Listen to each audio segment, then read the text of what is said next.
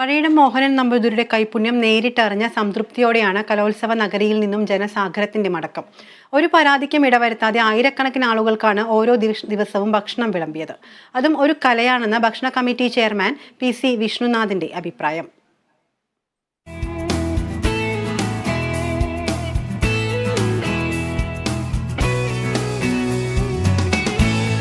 പതിനഞ്ച് കൗണ്ടറുകളിലായാണ് സംസ്ഥാന സ്കൂൾ കലോത്സവത്തിൽ ഭക്ഷണം വിളമ്പിയത്.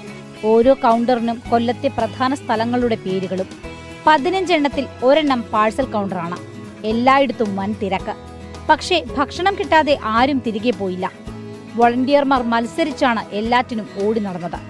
പാചകവും വിളമ്പലും എല്ലാം കല തന്നെയാണെന്നാണ് PC വിഷ്ണുനാഥിന്റെ അഭിപ്രായം.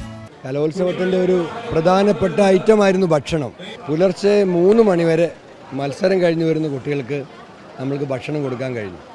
ഞങ്ങൾ തികഞ്ഞ സംതൃപ്തി കൊണ്ട് പഴയിടം നമ്പൂതിരിയാണ് ഭക്ഷണം ഒരുക്കിയത്. അത് യഥാസമയം ഇത് 200ഓളം അധ്യാപകരും അധ്യാപക വിദ്യാർത്ഥികളുമാണ് കണ്ടിന്യൂസായി നിന്ന് വിളമ്പിയത്.